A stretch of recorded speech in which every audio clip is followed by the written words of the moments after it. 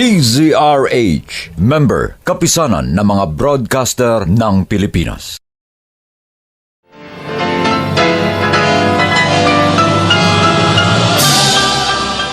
Buong karangalang inihahandog ng DZRH para sa bagong milenyo ang isa pang magandang dula mula sa panulat at direksyon ni Salvador M. Royales.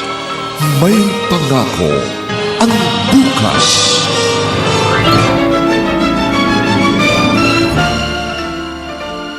Ang aso, nababalisa pag may sakit ang kanyang anak. Niyayakap niya ito, minamahal at inaalagaan. Pero iba ka. Ikaw lang ang inang nakita kong walang malasakit sa batang ikaw ang nagluwal. Mas mabuti pa sa'yo ang asong marunong magmahal sa kanyang mga tuta. May pangako ang bukas. Kasaysayan ng mga kaluluwang lupaypay na ang pusong hapong-hapo sa tindi ng malabis na pagdurusa. Subalit sa kabila ng lahat, huwag kalilimutang paglipas ng isang dapit hapon ay sisikat ang araw na magsisilbing tanglaw sa sinumang tinakasan na ng kawalang pag-asa. Dahil sa likod ng mga hinagpis ay may naghihintay na ligaya. Sa bawat kabiguan ay may makakamit na tagumpay, laki pang pangarap na sa bawat himaymay ng laman ay muling mabuhay ang dugong nananalaytay sa mga ugat at unti-unting mauusal ang mainspirasyong mga katagang. May pangako ang bukas. May pangako ang bukas. Isa na namang natatanging dulang pangradyo na inyong aabangan at kalulugdan, mag-iiwan ng mga magagandang halimbawa at aral. May pangako ang bukas.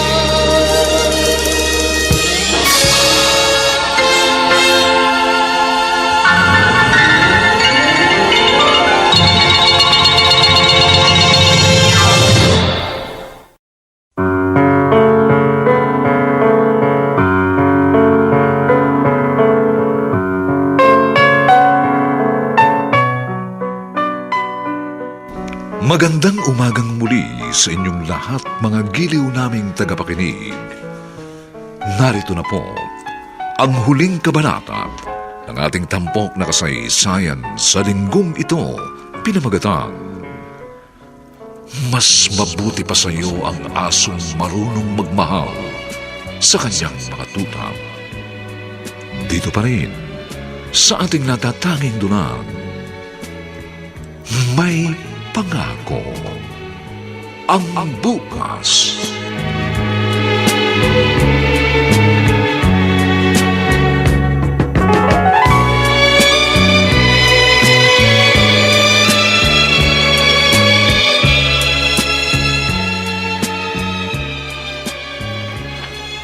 Aling Basyon?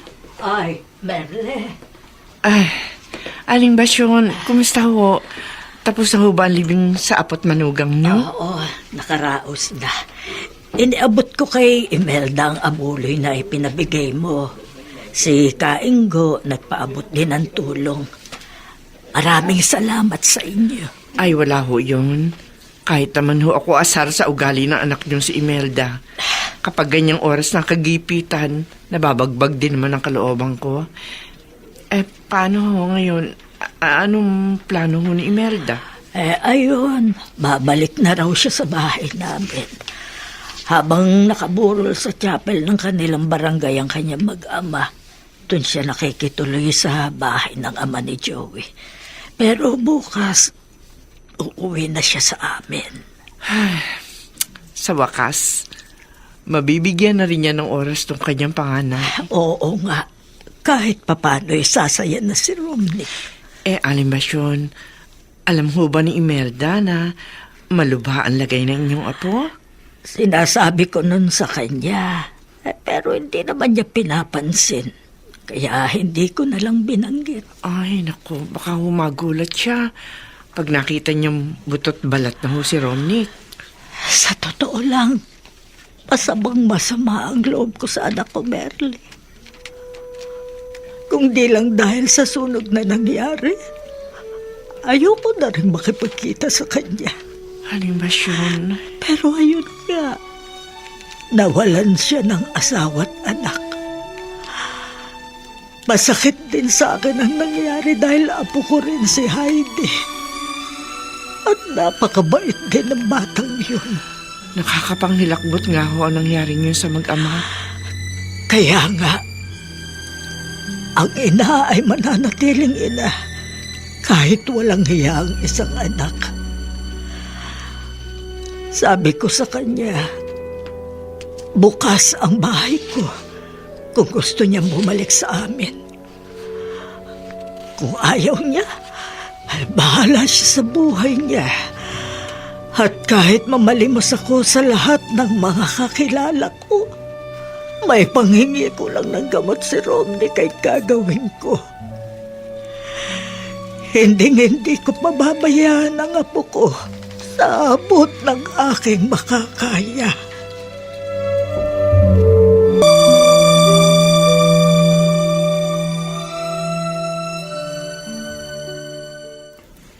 Tay, uuwi na po ako sa amin.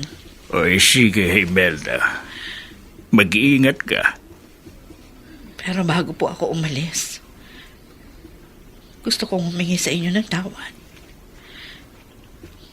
Hindi po ako naging mabuting asawa at ina. Mabuti naman. At sa mismong bibig mo na rin ang galing kanyang mga salita. Pero, huwag sana'y kasasama ng loob mo. Iyan talaga ang iniisip ko noon pa man. Hindi mo lang siguro alam, pero napagsasabihan ko ang anak kong si Joey tungkol sa ugali at sa bisyo mo. Kababae mong tao, lamang ka ng mga sabungan. Pero kahit minsan hindi kita pinuna, kasi manugang lang naman kita. Kung may dapat mang magsabi sa'yo na mali ang ginagawa mo, yun ay si Malaing Pasyon at ang asawa mo. Pero likas kasing mabait ang anak mo. O siguro, tinanggap na lamang niya ang bisyo mo dahil ayaw niyang masira ang inyong pamilya. Ngayon ko po inaamin, Tay. Ang laki talaga ng kasalanan ko sa aking asawa. Ay, magsisi ka man ay huli na, Imelda. Pero hindi kita mababaunan ng masasakit na salita sa iyong pag-alis. Ayokong maghiwalay tayo na may samaan tayo ng loob. Aminin ko, masama rin ang loob ko. Pero, sumbatan mo kita. Wala na rin mangyayari. Hindi na natin may babalik pang buhay ng anak at ng apo ko. Pero hayaan niyo pong sabihin ko pa rin. Patawarin niyo ko. Dahil hindi ko naalagaan mabuti ang anak ninyo at apo. Patawad po, Itay. Patawad po.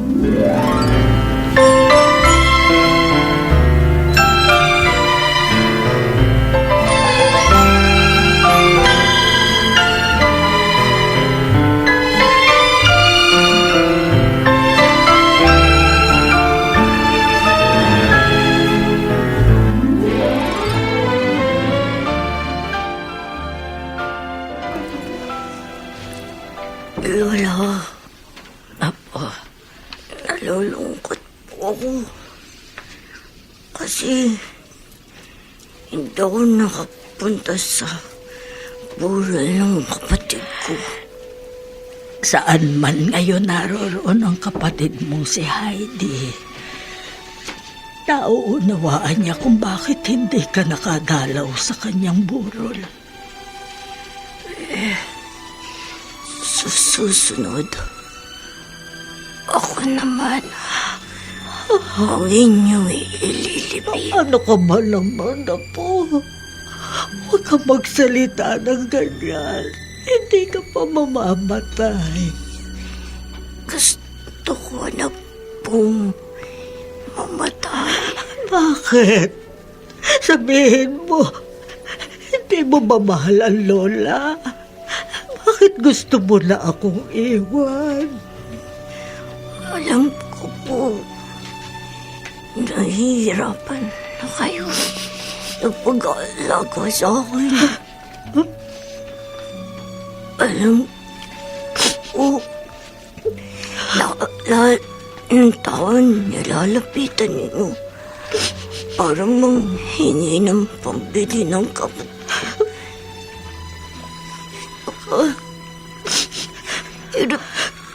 Hirap na rin po ako, Lola. Romney, apo ko. Darating po ba si mama ko? Oo, apo. Dadating ang iyong mama. Mahal ka noon.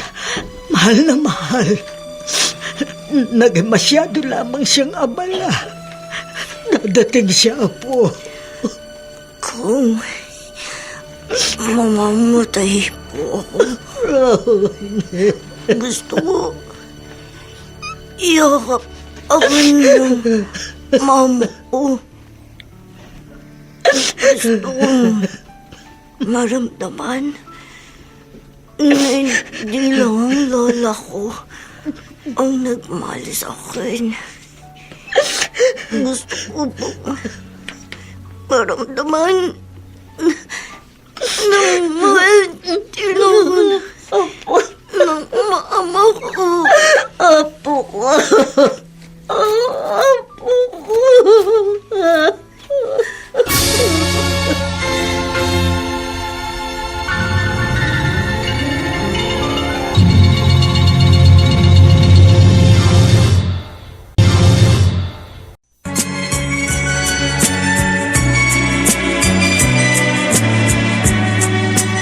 At ngayon, balikan natin ang tampok na kasaysayan sa ating dulang. May pangako ang bukas.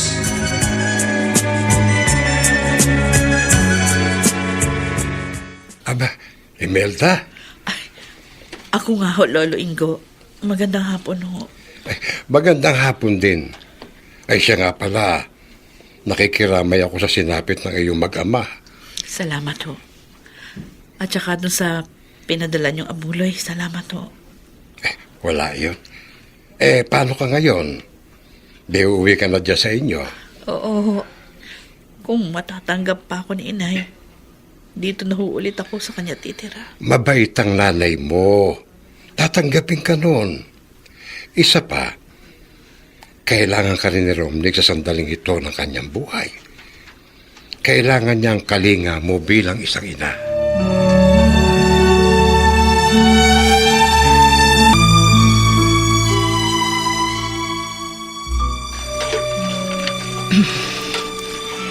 Paubos na pala itong smart dishwashing liquid dito sa lababo namin. Kailangan makabili ako kahit yung nasa maliit na bote. Mahirap pag wala nito sa paghuhugas ng mga plato. Sandali!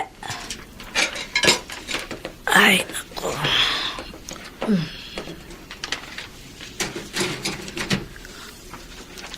Inay, Salamat. At nagkaroon ka na ng panahong pumunta dito sa bahay natin, Imelda. Pumasok ka. Dumiretso ka na sa kwarto ni Romnick. Kung di ka pa namatayan ng asawa at anak, hindi mo maaalalang pumunta rito. nangangako ho ako sa inyo. Kung ano man ang naging pagkukulang ko sa aking anak, pupunan ko ngayon. Kung noon ka pa nagkaroon ng ganyang malasakit sa apo ko, sana'y nagkaroon kayo ng mahaba-habang panahon. Bata pa ho ang anak ko. Mahaba pa ang panahon naming dalawa. Nakalimutan mo na ba Maraming beses kitang pinuntahan noon. Sinabi ko sa iyo na may sakit ang anak mo. Anong ginawa mo? Wala. Hindi mo ako pinansin. Akala mo siguro pangkaraniwang sakit lamang ang karamdaman ni Romnick. Sinasabi mo noon sa akin, baka tutubuan lamang ng pigsa kaya namamaga ang tuhod ng anak mo. Kasi naman ho, wala naman akong perang maitutulong. Ang isang may malubhang sakit, hindi lang naman pinansyal na tulong ang kailangan. Ang mga taong may karamdaman naghahanap ng kalinga, ng malasakit. Malaking bagay sa kanila na maramdaman nilang may taong nagpapahalaga sa kanila.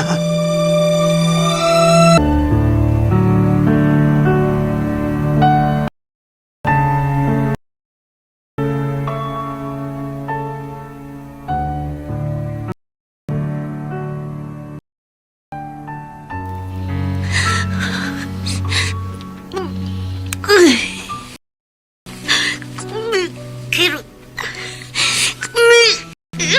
na naman. Ang katawan ko.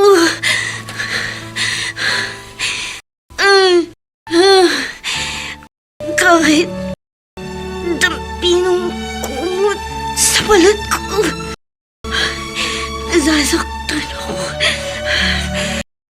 Pero ayoko nang dumaing. Ayoko nang makita ni Lola. Umiiyak ako. Kasi alam ko nahihirapan din siya. Basta nasasaktan ako. Kawawa naman ang lola ko. Dahil sa akin, lagi siyang pagod. Lagi rin siyang malungkot.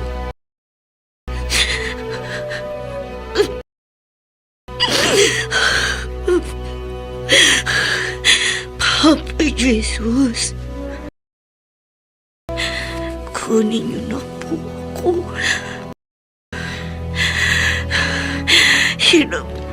Hirap na po ako. Gusto ko na pong magpahinga. Romnick? Anak?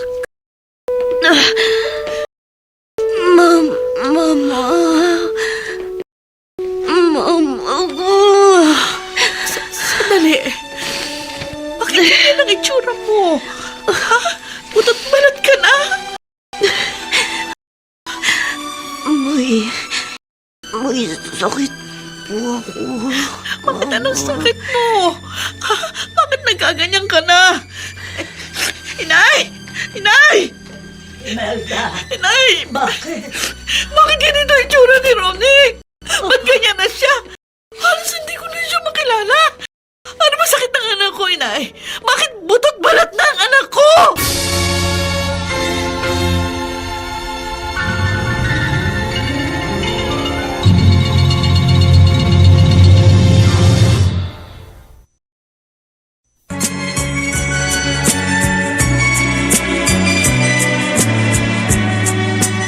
At ngayon, balikan natin ang tampok na kasaysayan sa ating dulang.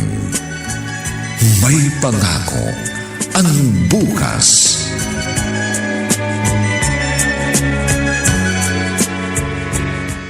Imelda, ikaw na ang magsubo nito kay Romnick.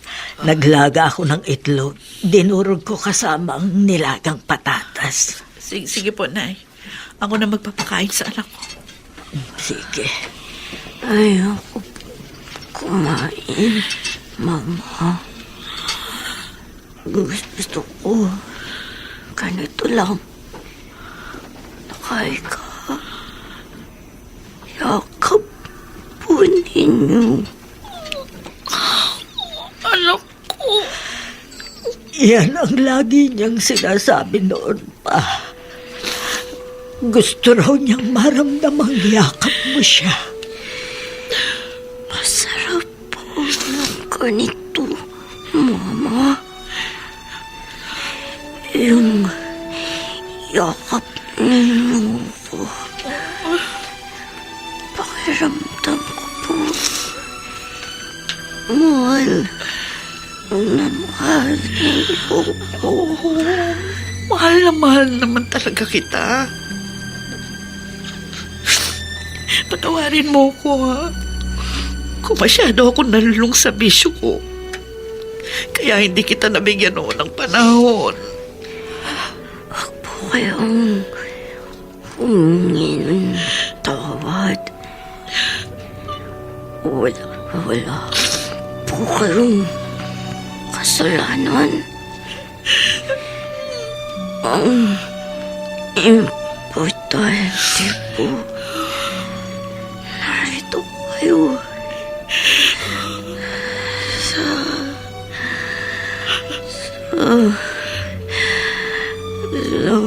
huling araw ko. Anak, ano ba? Huwag kang magsalita ng ganyan. Oo nga naman, Apo. Huwag ka nagsasalita ng ganyan. Gagaling ka pa. Magkakasama-sama pa tayo ng matagal ng mama mo. Sinagot na po ni Papa Jesus. Hindasal ko, Lola. Kagabi po,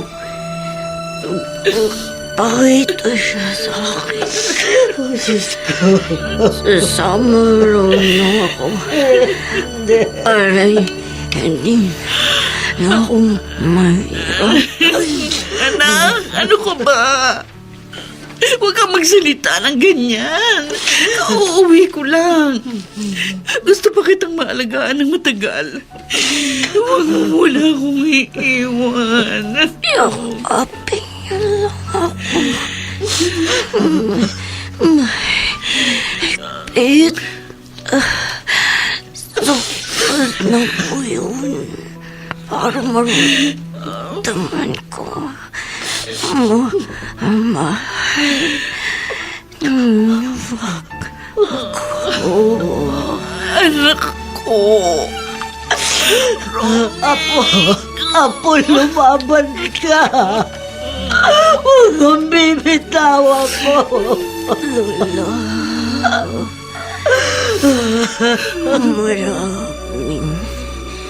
Maraming salamat po sa pag-aalagaan sa akin. Po, alam na Wag Apo ko.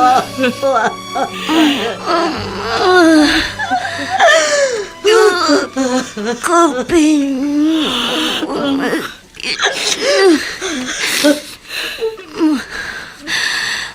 Mahal ko kayo.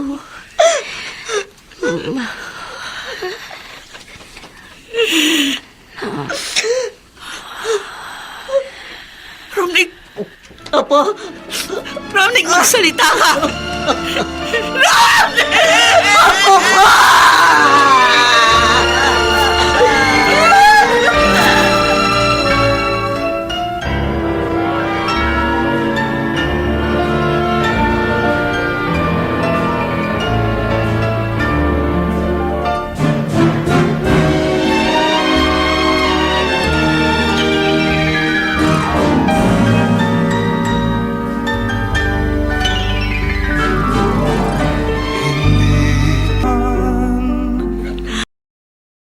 Romney, Apo, napakasakit para sa akin ng ganito.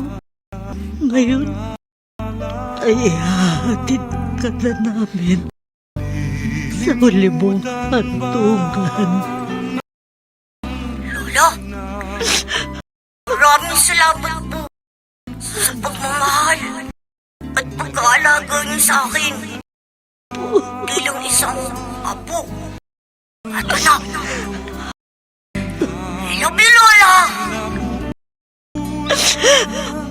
Mahal na mahal din kita, Apo. Hindi kita malilimutan.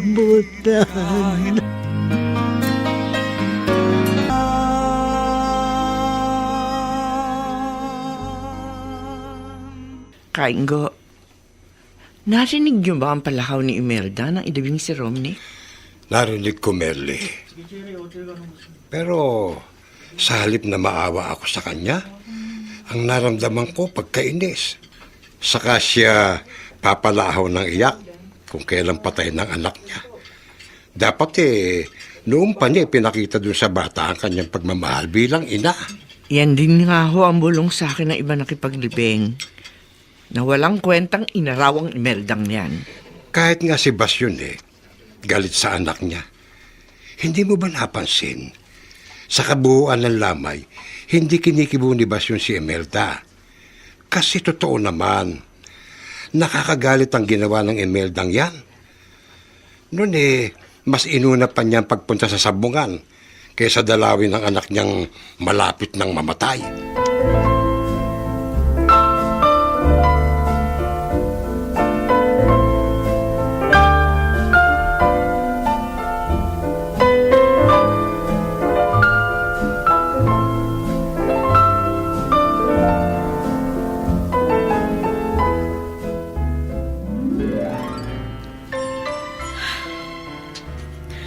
Sunod-sunod na trahedyang dumating sa akin sa loob lamang ng maikling panahon. Una, ang aking mag-ama. Sumunod ang panganay kong si Romney. Ramdam ko, tinanggap lang ako rito ng nanay ko dahil gusto niya mapasaya ang kanyang apo. Pero galit pa rin siya sa akin. Alam ko na susuklam sa akin si inay. Dahil naging makasarili ako. Naging maramot sa pagbibigay ng panahon sa panganay kong anak. Kaya aalis na lang ako. Bahala na kung saan ako mapapunta. Pagising ni inay, wala na ako. Aalis na ako habang tulog siya. Imelda, Nanay, bakit may bitbit kang maleta? Saan ka pupunta? sa totoo lang ho, Nay, hindi ko alam kung saan ako pupunta. Pero alam ko naman ho, ito yung gusto niya, diba? Yung umalis ako kasi galit kayo sa akin. Talagang nagalit ako sa iyo. Yung kasing inasal mo, parang hindi ka ina. Kung hindi pa namatay sa sunog ang mag-ama mo, hindi mo mabibigyan ng panahon ng apo kong nagbibilang na lamang ng araw. Pinagsisihan ko na po ang nagawa ko. Humingi na ako ng tawad sa apo niyo bago siya namatay. Pero kayo hindi niyo ako mapatawad. Nakakailang yung kalamigan na pinakikita niyo sa akin. Kaya alis na lang ako kahit ayoko umalis. Kung hindi niyo rin lang may babalik yung dating pagtingin niyo sa akin bilang anak, ano pang dahilan para magsama tayo sa isang bahay? Isara mo yung pinto at bumalik ka sa kwarto mo. Inay, Sanggol pa lamang si Romney. Ako na ang nag-alaga sa kanya. Kaya sobra kong minahal ang apo ko. at nabaliwalain mo siya. Ako ang sobrang nasaktan. Pero ano pa nga ba magagawa natin? Wala na siya. Naisip ko na wala na nga ang apo ko. Mawawala pa rin ba ang anak ko? Inay. Inay, salamat. Salamat po. Huwag kang umalis. Lumito ka. Pareho tayo magsikap na maibalik ang dating init ng relasyon natin bilang mag-ina. Sa kabila ng malungkot na pinagdaanan natin, ikaw ngayon ang magsisilbing buhay na alaala ng nawala kong apo. At sikapin nating magpakatatag. At tayo bilang mag-ina, magsama tayong tumanaw sa maganda pang pangako ng bukas.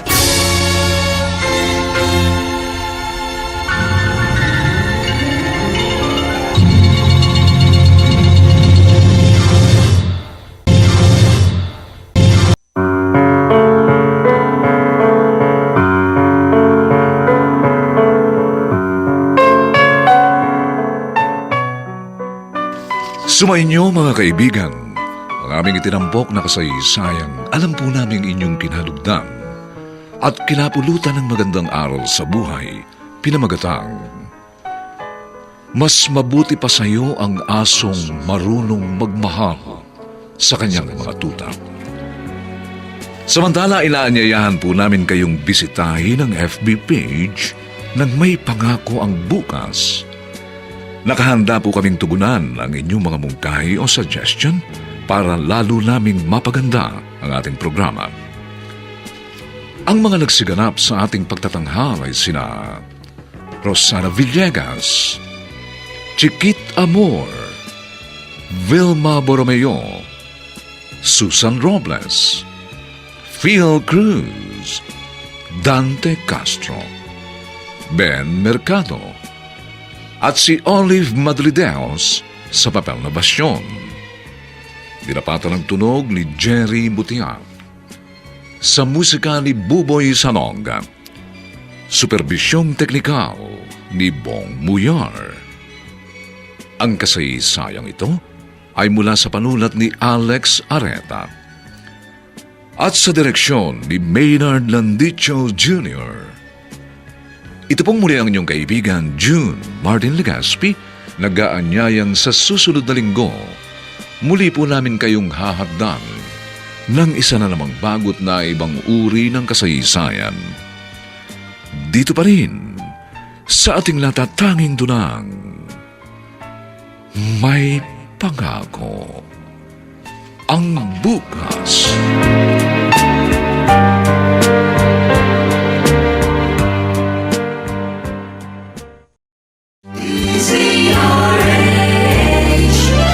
DZRH, member, kapisanan ng mga broadcaster ng Pilipinas.